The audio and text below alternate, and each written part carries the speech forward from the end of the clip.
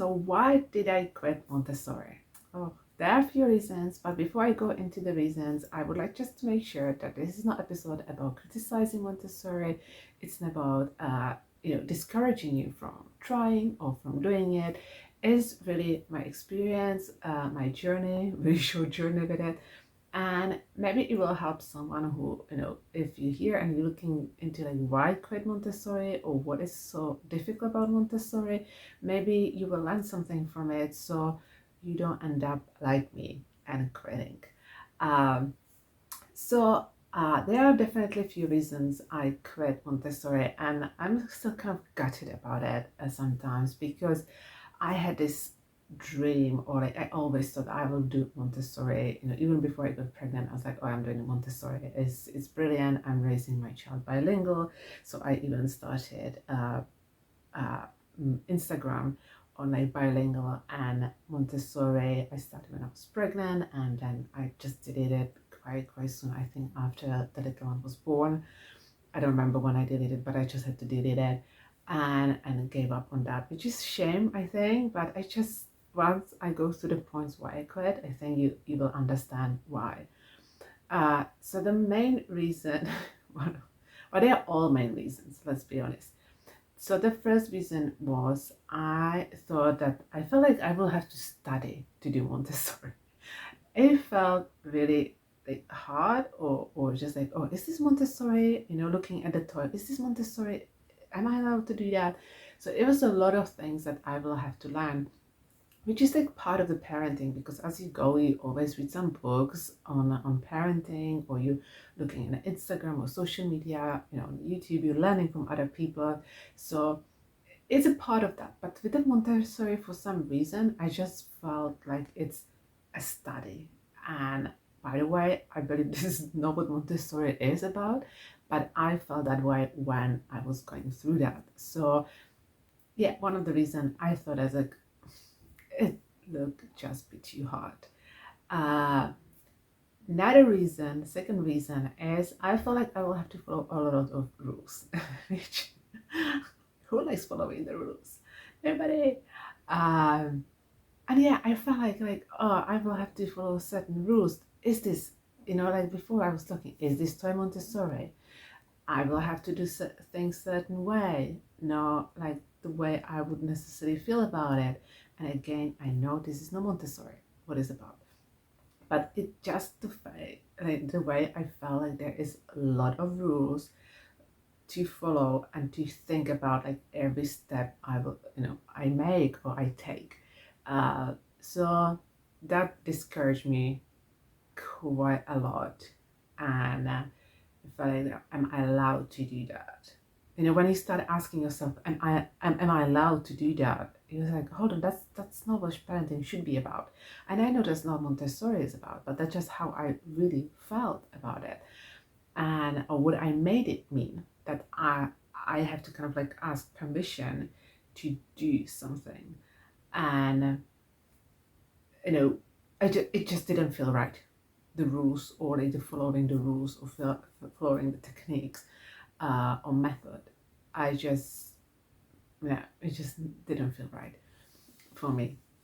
And it really goes with the third reason. I was doubting myself a lot. So whenever I was about to purchase something or doing some activity with the little one, I was like, is this a Montessori? And this is exactly what going on through like new moms. We tend to overthink, we tend to overanalyze. And for me, having like kind of like strict parenting style or method to follow, uh, I felt so stressed, really. And I will be talking about just making sure that I know that's not what Montessori is about, but I made it really significant and really heavy for myself. And it shouldn't be that way. Like, you shouldn't really go and be doubting ourselves as a parents enough. Like, that's a lot, that we doubting our like steps, decisions, parenting styles, or just yeah, we doubting a lot ourselves. And unfortunately, being in that headspace, of thinking Montessori that way didn't help with doubting myself and questioning if I'm doing a good job or right job as a mom. Another reason, number 4, it was that it can be expensive, and still you can buy the toys, you can buy the activities or other stuff, you can do it, you can buy secondhand or pre-love or exchanging things or swapping toys around. So this is all, one side that, yeah, the toys can be expensive, but they don't need to be expensive, or they last for longer, so, or then you can sell them and get a lot of money back. So that's one thing. But I think the main problem was for me nurseries, because we do have some locally, and I was thinking, well, we will be traveling a lot back and forward to, between England and Czech Republic. So it's like, we need something or someone who will be more flexible with us and our schedule. So I just couldn't see paying for Montessori nursery and then, missing on the, paying still if we don't go to the nursery. So I was just like, it just will go too expensive too quickly. And I think that's the, one of the reasons. A lot of people believe that Montessori is expensive, but I don't think the basic stuff are expensive now. There's a lot of things I still follow from the Montessori, and I do it like handmade or Facebook Marketplace, eBay.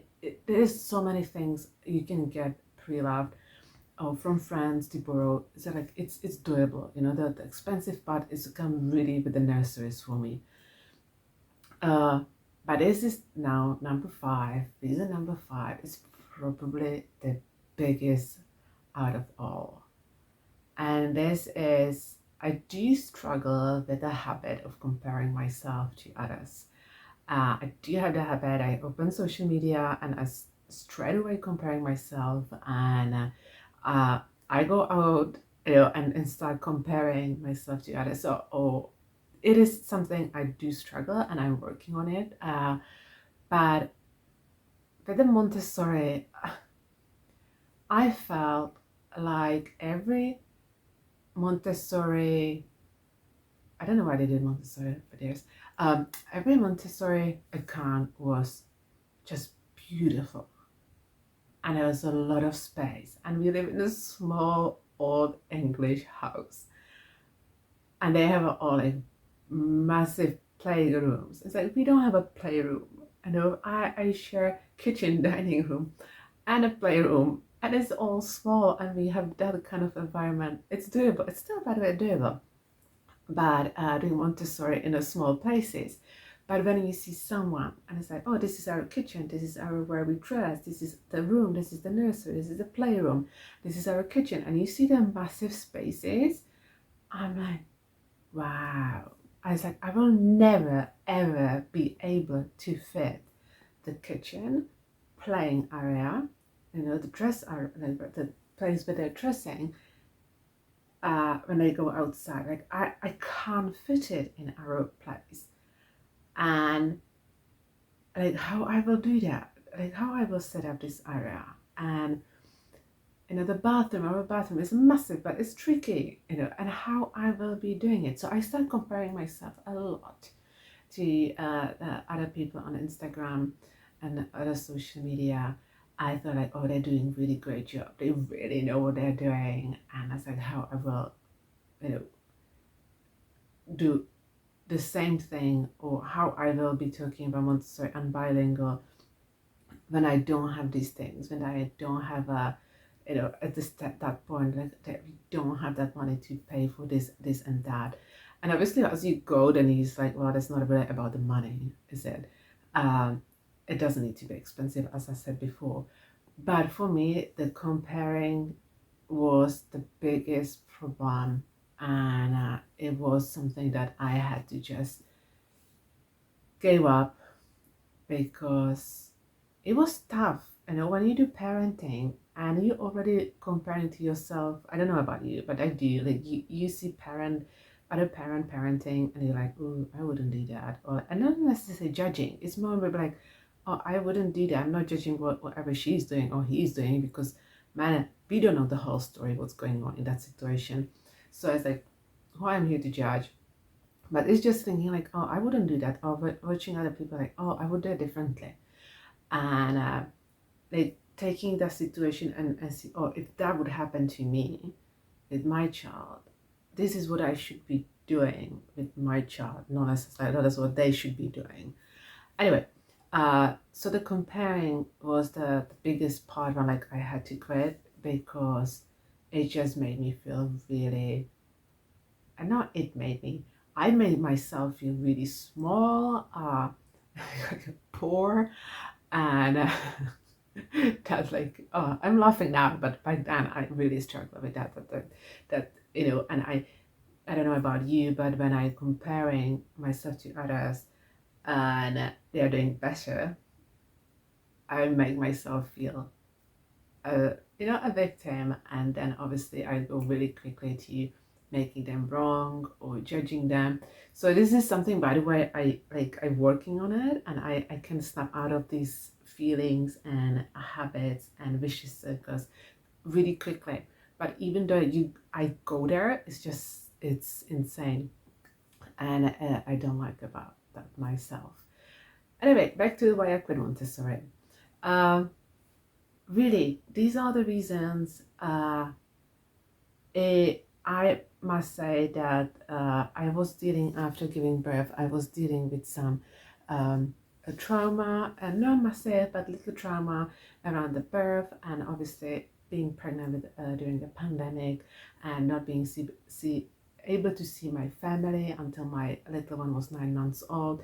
So uh, it was really, really hard. And if you feel like you want to do certain parenting style, or you want to do Montessori, uh, I think it's brilliant. I took so much out of it. I'm still taking and applying that. But I don't call myself Montessori mom. I definitely have some kind of inspiration there, and some kind of inspiration and motivation, because you know what, now I go to Instagram and I see in Montessori people out there, and I feel like, oh, this is brilliant, I love it, I will do it. And I don't look anymore at it as like, oh, I have to do it because this is Montessori, this is what I sign up for. It's really about looking for the inspiration. So that's probably why I quit Montessori, because I wasn't just ready for it. I had so much to deal with, I had so much to process, and again, I don't want to discourage you from doing Montessori, because I believe in it. I think it's brilliant. I think if my situation with my birth and the whole thing was different, I probably would be, I wouldn't say full-time Montessori, but I would be doing way more than I'm doing now. And it's just really not putting a label on what kind of parent you are or the style you're doing. And I do common sense parenting, and this is like purely, really tailored parenting style to myself, and I will do a video about it another time. But for now, I definitely can't call myself Montessori. I did quit, and again, I wish I could do more about it, or I wish I could do it from the beginning. But it wasn't meant to be, and that's okay. And I'm not making myself wrong anymore about it. I'm really thankful to all the people out there who do Montessori, who put in content out there and helping and inspiring others. Because, guys, without you, I think like I wouldn't be lost. But you do inspire me, and I'm really thankful for your work and what you do. I admire you, because it's amazing, and I love it. I wish loving content.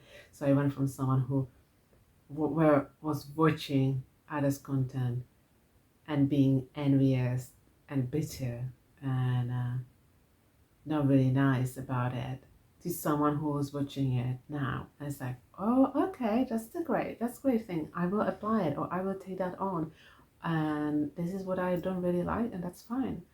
And so it is really about mix and match what you like. And I hope this video helps someone. And if you do, like, there are a lot of, if you are thinking about Montessori, there are a lot of Facebook groups and free content here on the YouTube or anywhere on the social media about Montessori. So just go and find the right group for you or right support, so you can make things and life easier for yourself. And anyway, thank you for watching. Lots of love.